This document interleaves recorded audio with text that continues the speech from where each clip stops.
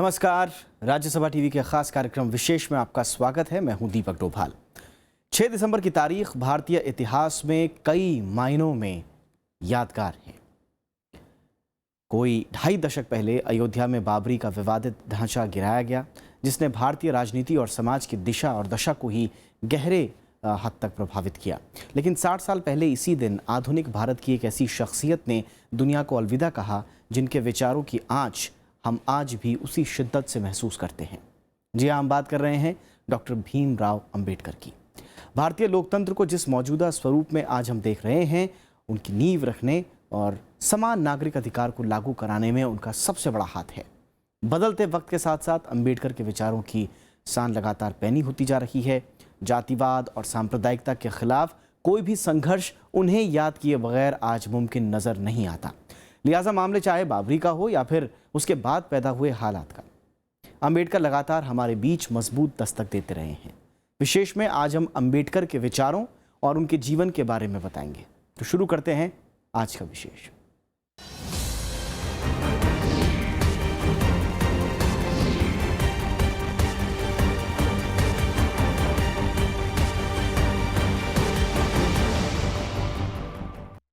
देश ने बाबा साहब डॉक्टर भीमराव अंबेडकर की पुण्यतिथि पर उन्हें याद किया। राष्ट्रपति, उपराष्ट्रपति और प्रधानमंत्री ने डॉक्टर अंबेडकर के समाज के प्रति कामों को याद करते हुए उन्हें श्रद्धांजलि दी। वहीं कांग्रेस अध्यक्ष सोनिया गांधी समेत कई दलों के नेताओं ने अंबेडकर को अपनी श्रद्धांजलि दी।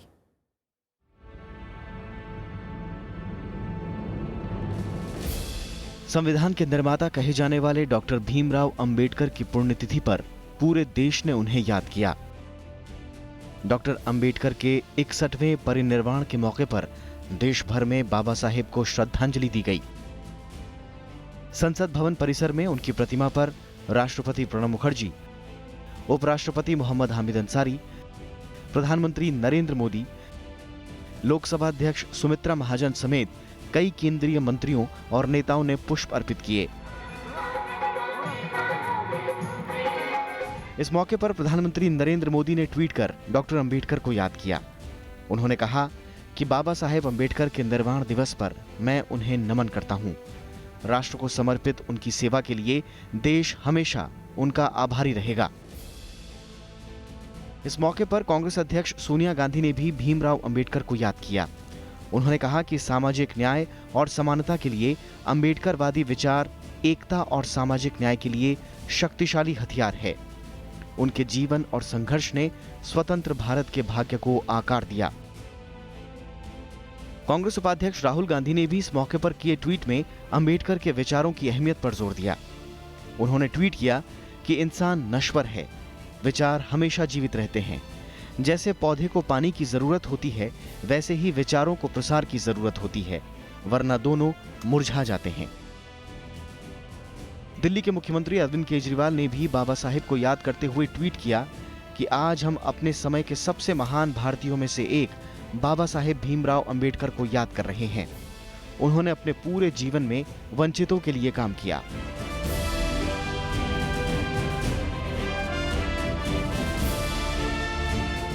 बहुजन समाज पार्टी के अध्यक्ष मायावती ने भी भीमराव अंबेडकर को याद किया। लखनऊ में हुई एक रैली में उन्होंने कहा कि बाबा साहेब के विचारों से दलित और मुस्लिम समाज के लोगों के जीवन को नई दिशा मिली।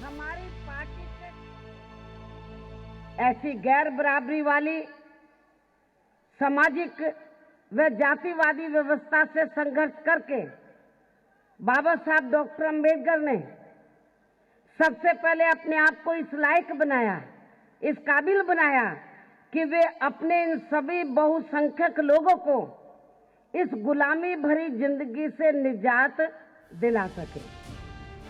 इस मौके पर कई और कार्यक्रम भी हुए। डॉक्टर अंबेडकर के जीवन पर बनी डॉक्यूमेंट्री फिल्म बाबा साहेब तुझे सलाम की पहली स्क्रीनिंग भी दिल्ली में रखी गई। दिल्ली में फिल्म डिवीजन ऑडिटोरियम में हुए इस कार्यक्रम में पूर्व प्रधानमंत्री मनमोहन सिंह ने डॉक्यूमेंट्री फिल्म की डीवीडी रिलीज की। इस मौके पर दिल्ली की पूर्व मुख्यमंत्री शीला दीक्षित, कांग्रेस से राज्यसभा सांसद राज बब्बर समेत कई महत्वपूर्ण शख्सियत मौजूद थीं।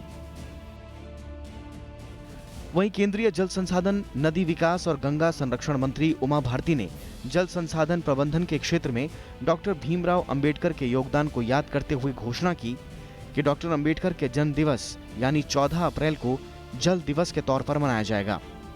उमा भारती, केंद्रीय जल आयोग की ओर से समावेशी विकास के लिए जल संसाधन प्रबंधन पर डॉक्टर अंबेडकर के विचारों पर दिल्ली में आयोजित राष्ट्रीय संगोष्ठी को संबोधित कर रही थीं। Bureau report, Rajya Sabha TV. Doctor Bhimrao Ambedkar को दुनिया से गए 60 साल गुजर चुके हैं। इसके बावजूद अंबेडकर दलित, शोषित और दबे कुचलों की आवाज बने हुए हैं। सामाजिक बराबरी और समानता के लिए अंबेडकर ने देश में जो काम किया वो कोई दूसरा दोहरा न सका। आइए एक नजर डाल लेते हैं उनकी जिंदगी के सफरनामे पर। आधुनिक भारत के इतिहास को जिन लोगों ने सबसे ज्यादा प्रभावित किया, उनमें एक अहम नाम डॉक्टर भीमराव रामजी अंबेडकर का भी है। बाबा साहिब के नाम से मशहूर डॉक्टर भीमराव अंबेडकर देश में दबे कुचले वर्गों को बराबरी दिलाने, देश में समता मूलक समाज की स्थापना करने और कानूनी तौर पर लोगों को सक्षम बनाने के लिए जीवन भर संघर्ष करते रहे। अंबेडकर ने दलितों को एहसास दिलाया कि जिस जमीन पर वो रहते हैं उसमें उनका भी हक है, जिस आसमान के नीचे वो सोते हैं उसमें उनकी भी हिस्सेदारी है। यही अंबेडकर का सबसे बड़ा कारनामा है। अगर एक ऐसे समाज में जो जातियों के आधार पर बटा हुआ हो, जहाँ पर इंसान को इंसान नहीं समझा जाता हो, इंसान की कीमत जो किस जाति में पैदा हुआ है उससे होती हो, ऐसे समाज में संविधान का लागू होना अपने आप एक बहुत बड़ा क्रांतिकारी कदम है। डॉक्टर भीमराव अंबेडकर 14 अप्रैल 1891 को मध्य प्रदेश में जन्मे थे। वो इंदौर जिले के एक छोटे से कस्बे महू में रहने वाले रामजी मालोजी सकपाल और भीमाबाई की 14वीं और सबसे छोटी संतान थे। बचपन बेहद परेशानियों में गुजरा। सिर पर गरीबी और एक अछूत जाति महार में जन्मने का बोझ सिर पर उठाए अंबेडकर स्कूल पहुंचे।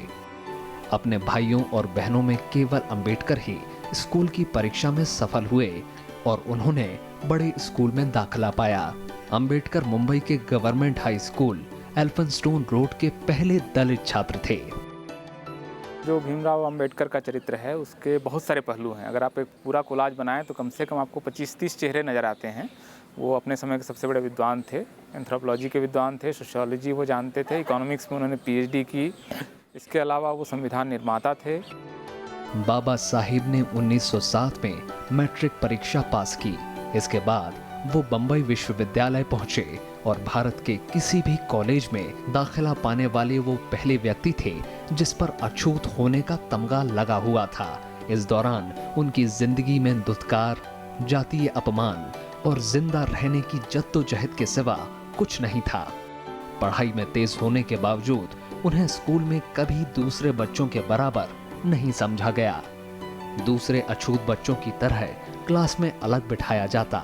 स्कूल में पानी पीना तो दूर, पानी का बर्तन छूने तक की इजाजत नहीं थी। ना कोई टीचर उन पर ध्यान देता और ना ही कोई उनकी मदद करता। जो समग्रता में डॉक्टर अंबेडकर का जो विचार था, तो जाति प्रथा के खिलाफ उनका संघर्ष, उसको एक पहलू के तौर पर मैं देखता हूँ। और जाति प्रथा की समाप्ति के लिए उन्होंने वैचारिक स्तर पर काम किया, उन्होंने सामाजिक सांस्कृतिक आंदोलन खड़े किए और साथ साथ राजनीतिक स्तर पर जब उनको मौका मिला तो उन्होंने जाति प्रथा की समाप्ति के लिए कदम उठाने की कोशिश की। उनकी प्रतिभा को देखते हुए बड़ौदा के शासक सयाजीराव गायकवाड़ ने अमेरिका में पढ़ने के लिए 25 रुपए महीना का वीजा दिलाया। 1912 में उन्होंने राजनीति विज्ञान और अर्थशास्त्र में अपनी डिग्री प्राप्त की। 1916 में उन्होंने पीएचडी किया। इसके बाद 1923 में डॉक्टर ऑफ साइंस की डिग्री से नवाजे गए। अब तक अंबेडकर काफी मशहूर हो चुके थे। 1926 में उन्हें बंबई विधान परिषद के लिए मनोनीत किया गया। तो उनके जन्म के बाद से सबसे महत्वपूर्ण जो उनके जीवन का जो काल आप देखेंगे तो एक तो उनका अध्ययन की ओर जाना, विदेश में पढ़ने जाना, सोशियोलॉजी, लॉ और इकोनॉमिक्स को पढ़ना, मॉडर्न डिसिप्लिन को पढ़ना, देश दुनिया को समझना, दुनिया किस तरह से चल रही है इसको जानना और उस ज्ञान को फिर उन्होंने भारत में जिस तरह से लागू किया, मुझे लगता है कि बाबा साहब एक मॉडर्न थिंकर हैं। अब अंबेडकर समाज में बराबरी लाने के संघर्ष में शामिल हो गए। 1927 में डॉक्टर अंबेडकर ने छुआछूत के खिलाफ व्यापक आंदोलन शुरू करने का फैसला किया। उन्होंने पेयजल के सार्वजनिक संसाधन समाज के सभी लोगों के लिए खुलवाने, अछूतों को हिंदू मंदिरों में प्रवेश करने का अधिकार दिलाने के लिए आंदोलन किए। इस दौरान उन्होंने मुख्य धारा की राजनीतिक दलों के बीच जाति व्यवस्था के उन्मूलन को लेकर उदासीनता की कड़ी आलोचना की। महाड़ के सत्याग्रह में चौदार तालाब में दलितों को मना किया गया था और उसको उस हक को जताने के लिए, अपने मानवीय हक को जताने के लिए हजारों की तादाद में लोग वहाँ पहुँचे थे और उसके दूसरे चरण में भी पहुँचे थे। मनुस्मृति का दहन किया था उन्होंने। तो एक पहला उनके जीवन का एक बहुत बड़ा पहला संघर्ष 1927 का संघर्ष मैं देखता हूँ, जिसमें उन्होंने अपने इस महाड़ सत्याग्रह को फ्रांसीसी क्रांति के साथ उसकी तुलना की थी। 8 अगस्त 1930 को एक शोषित वर्ग के सम्मेलन में हिस्सा लिया। यहां अंबेडकर ने अपनी राजनीतिक सोच दुनिया के सामने रखी और कहा कि शोषित वर्ग की सुरक्षा सरकार और कांग्रेस से आजादी पाने में है। उन्होंने कहा कि हमें अपना रास्ता खुद बनाना होगा। राजनीतिक शक्ति शोषितों की समस्या का निवारण नहीं हो सकती। उनका उद्धार समाज में उनका उचित स्थान पाने में निहित है। 24 सितंबर 1932 को उन्होंने गांधी जी के साथ पूना समझौता किया। इसके तहत विधानमंडलों में दलितों के लिए सुरक्षित स्थान बढ़ा दिए गए। वो आप एक विजन है उनके पास जिसको लोगों तक पहुंचाना चाहते हैं। इसके बाद वो लगातार पूना पैक्ट में जाना पड़ता है उनको, गांधी जी की जिद की वजह से उसमें वो जाते हैं ताकि उसमें भी वो कुछ कंसेशन लेने की कोशिश करते हैं समाज के कमज़ोर तबकों के लिए। लगातार वो इस बीच में एनालिसिस ऑफ कास्ट लिखते हैं कि जाति को किस तरह से ख़त्म किया जाए, इसकी एक दृष्टि वो देते हैं। देश आजाद हुआ तो अंबेडकर कांग्रेस के नेतृत्व वाली सरकार में देश के पहले कानून मंत्री बने। 29 अगस्त 1947 को उन्हें स्वतंत्र भारत का नया संविधान लिखने के लिए बनी संविधान मसौदा समिति का अध्यक्ष बनाया गया। 1956 में उन्होंने हिंदू धर्म त्याग कर बौद्ध धर्म अपना लिया। 1951 में उन्होंने संसद में हिंदू कोड बिल पेश किया। इस बिल का विरोध होने पर उन्होंने कैबिनेट से इस्तीफा दे दिया। 6 दिसंबर 1956 को उन्होंने इस दुनिया में आखिरी सांस ली। उनके निधन पर तत्कालीन प्रधानमंत्री पंडित जवाहरलाल नेहरू ने कहा कि डॉक्टर अंबेडकर को भारतीय हिंदू समाज के तमाम अत्याचारी स्वरूपों के खिलाफ एक विद्रोह के प्रतीक के रूप में याद किया जाएगा। महिलाओं को संपत्ति में अधिकार होना चाहिए, पहला कानून बनाने की कोशिश करते हैं हिंदू कोड बिल के जरिए, जो नहीं बना पाते हैं। लेकिन हिंदू कोड बिल भारत के पूरे समाज का समझिए एक तरह से सबसे क्रांतिकारी कदम था, जब पहली बार महिलाओं को तलाक का अधिकार मिलना चाहिए, महिलाएं तलाक दे सकती हैं। इसके अलावा वो संपत्ति की अधिकारिणी हैं, उनको सारे राइट्स देने की कोशिश हिंदू कोड बिल में बाबा साहब करते हैं, जिसकी वजह से फिर उनको इस्तीफा देना पड़ता है। और आखिर में वो हिंदू धर्म को एक बीमारी के रूप में चिन्हित करते हुए बौद्ध धर्म में प्रवेश करते हैं। तो ये पूरा उनकी जीवन की यात्रा है। अंबेडकर ज्ञान का सागर थे। उन्होंने राजनीति, अर्थशास्त्र, मानव विज्ञान, धर्म, समाजशास्त्र और कानून पर कई किताबें लिखी।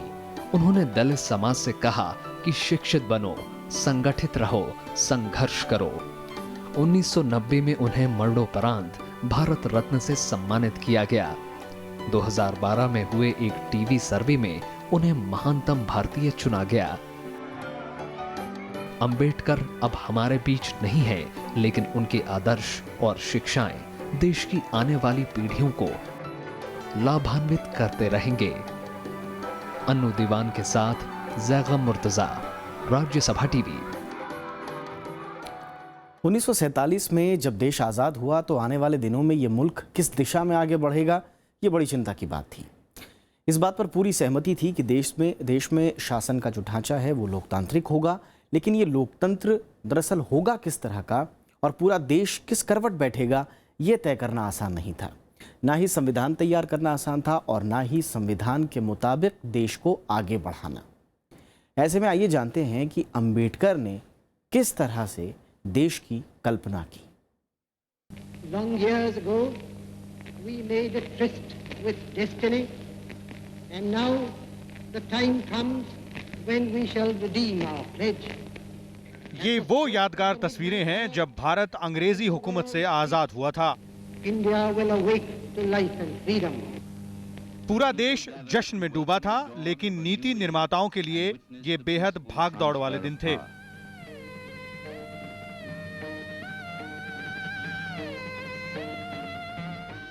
संविधान तैयार करना आसान काम नहीं था, लिहाजा इसकी जिम्मेदारी एक ऐसे व्यक्ति को दी गई जो कानूनविद, अर्थशास्त्री के साथ साथ कद्दावर राजनेता और समाज सुधारक थे, और वो व्यक्ति थे डॉक्टर भीमराव अंबेडकर।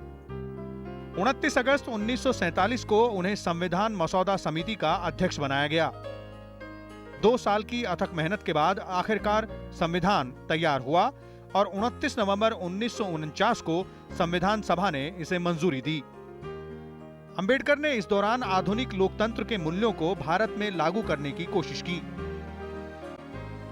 एक चेहरा जो भरता है बाबा साहब का सारे चेहरों को मिलाकर, वो चेहरा राष्ट्र निर्माता का है। नेशन बिल्डर के रूप में ही आप बाबा साहब को देख सकते हैं। भारत की अभी जो तस्वीर है, इसमें नींव का जो सबसे महत्वपूर्ण पत्थर अगर आप किसी को मानती हैं तो वो बाबा साहब हैं इस मामले में, कि न सिर्फ उन्होंने इसलिए कि संविधान लिखा, वो काम तक मिलजुल कर बहुत सारे लोगों ने किया, मुख्य ड्राफ्टिंग उन्होंने की, ये सच है, लेकिन इसके अलावा जो उनकी राष्ट्र की कल्पना थी कि राष्ट्र कैसा होगा, उसमें किनकी हिस्सेदारी होगी। उन्होंने पश्चिमी लोकतांत्रिक मॉडल पर ज्यादा भरोसा जताया। समानता और विविधता उनके राजनीतिक नजरिए का मूल है। अंबेडकर ने देश की सारी जनता को नागरिक के बतौर बराबर अधिकार देने की पैरोकारी की और देश में पहली बार लोगों के भीतर ये एहसास जगा कि वो राज्य की नजर में बराबर हैं। अंबेडकर ने भारत का जो नक्शा पेश किया, वो आधुनिक लोकतंत्र की बुनियाद पर खड़ा भारत था। संविधान को बनाने के लिए उनका जो योगदान है उसको याद किया जाता है, वो याद किया जाना चाहिए। लेकिन उनका जो अपना तस्वुर था, जो अपने आइडिया था, क्योंकि संविधान फिर भी सब लोगों को मिल के बनाना था, तो स्टेट्स एंड माइनॉरिटीज़ में उन्होंने यही कहा था कि स्टेट सोशलिज्म की बात की थी। उन्होंने कहा था कि भाई खेती में सामूहिक खेती होगी। उन्होंने साथ साथ बहुसंख्यकवाद के खतरे की ओर इशारा किया था। कानून मंत्री के तौर पर भी उन्होंने समानता की पैरोकारी की और समानता के प्रति उनका नजरिया सिर्फ जातियों और धर्मों को लेकर नहीं था, बल्कि वो लैंगिक समानता के भी बड़े पैरोकार थे। हिंदू कोड बिल के जरिए उन्होंने महिलाओं को संपत्ति में अधिकार देने और तलाक का अधिकार देने की वकालत की और आखिरकार कई मुद्दों पर असहमति होता देख उन्होंने कैबिनेट से इस्तीफा दे दिया। उनके कार्यों की वजह से भारतीय संविधान सभा ने उनको संविधान लिखने का कार्य दिया। इसके बाद वो लॉ मिनिस्टर बनते हैं। महिलाओं को संपत्ति में अधिकार होना चाहिए, पहला कानून बनाने की कोशिश करते हैं हिंदू कोड बिल के जरिए, जो नहीं बना पाते हैं। लेकिन हिंदू कोड बिल भारत के पूरे समाज का, समझिए, एक तरह से सबसे क्रांतिकारी कदम था, जब पहली बार महिलाओं को तलाक का अधिकार मिलना चाहिए, महिलाएं तलाक दे सकती हैं। इसके अलावा वो संपत्ति की अधिकारिणी है, उनको सारे राइट्स देने की कोशिश हिंदू कोड बिल में बाबा साहब करते हैं, जिसकी वजह से फिर उनको इस्तीफा देना पड़ता है। भीमराव अंबेडकर की शख्सियत इतनी विशाल थी कि उनके कई बड़े कामों की चर्चा नहीं हो पाती। भारतीय रिजर्व बैंक की स्थापना में उनका महत्वपूर्ण योगदान है। उनकी किताब द प्रॉब्लम ऑफ रूपी पर उन दिनों खूब चर्चा हुई और आखिरकार 1935 में रिजर्व बैंक की स्थापना हुई। यही नहीं, अंबेडकर बड़े बांधों की तकनीक के भी जानकार थे और आजाद भारत में दामोदर, हीराकुंड और सोन नदियों पर बनी परियोजनाओं में अहम भूमिका अदा की। अंबेडकर ने मजदूरों के काम करने की अवधि को कम करने के लिए पूरा जोर लगाया। 7वें भारतीय मजदूर सम्मेलन के दौरान अंबेडकर की कोशिश के बाद ही मजदूरों की काम की अवधि 14 घंटों से कम होकर 8 घंटे हुई। यही नहीं, वो रोजगार और आधुनिक राष्ट्र के बीच गहरा संबंध देखते थे और लगातार मजदूर अधिकार से लेकर बेरोजगारी के सवाल उठाते रहते थे। संविधान को जब अंगीकृत किया गया तो अंबेडकर ने आने वाले दिनों को लेकर कुछ चिंताएं भी जाहिर की। मेरे ख्याल से संविधान देश को सौंपते हुए जो उन्होंने आगाह किया था हम सब लोगों को कि हम लोग पॉलिटिकल डेमोक्रेसी के युग में प्रवेश कर रहे हैं, लेकिन सोशल डेमोक्रेसी का युग एक व्यक्ति एक मूल्य का युग आने में बड़ा वक्त लगेगा, या एक हिंदू कोड बिल को लेकर एक संघर्ष है उनका कि हिंदू कोड बिल के बहाने वो हिंदू महिलाओं को अधिकार दिलाने की कोशिश कर रहे थे और इसी आधार पर उनको इस्तीफा देना पड़ा। तो मेरे ख्याल से कई सारे जीवन के उनके जो महत्वपूर्ण पड़ाव हैं। बाबा साहब जब संविधान सभा में अपना आखिरी भाषण देते हैं 25 नवंबर 1949 को, उसमें वो चिन्हित करते हैं कि भारत के लिए एक अच्छा संविधान हम लोगों ने पूरी मेहनत से बनाने की कोशिश की है, लेकिन ये कैसे लागू होगा ये उसको लागू करने वालों पर निर्भर करता है। सबसे अच्छा संविधान भी बहुत गलत तरीके से लागू किया जा सकता है। तो वो पूरी आस्था व्यक्त करते हैं आने वाले दिनों के पॉलिटिकल क्लास पर कि वो इस संविधान को अच्छे से लागू करेंगे। भीमराव अंबेडकर लोकतंत्र की मजबूती के लिए दो चीजों को बेहद जरूरी मानते थे, पूंजीवाद और जातिवाद का खात्मा। उन्होंने बाद के दिनों में पूंजीवाद पर भी चोट की। जानकार मानते हैं कि अंबेडकर के सपनों का भारत और खुद अंबेडकर को जिस तरह आजकल पेश किया जा रहा है वो कई मायनों में आधा अधूरा है। मुझे लगता है कि एक सैनिटाइज्ड अंबेडकर हमारे सामने पेश किया जा रहा है, एक साफ सुथरा कृत अंबेडकर, एक ऐसा अंबेडकर जो हिंदू समाज सुधारक हो, जो जिसके कंसर्न सिर्फ हिंदुओं से जुड़े हुए हो। ये एक चिंता की बात है, उनका डॉक्टर अंबेडकर का हिंदूकरण किया जा रहा है। उन्होंने हाशिए पर पीछे छूट गए लोगों के लिए सत्ता में भागीदारी और नीति निर्माण में आनुपातिक जगह की वकालत की। अंबेडकर आखिर तक किसी भी तरह के इंसानी भेदभाव और राजनीतिक समानता के अलावा सामाजिक समानता को हासिल करने की लड़ाई लड़ते रहे। अनु दीवान के साथ bureau report, Rajya Sabha TV. Doctor Bhimrao Ambedkar न सिर्फ समतामूलक समाज के पैरोकार रहे बल्कि धर्मनिरपेक्षता और सभी धर्मों की बराबरी के भी वो समर्थक रहे।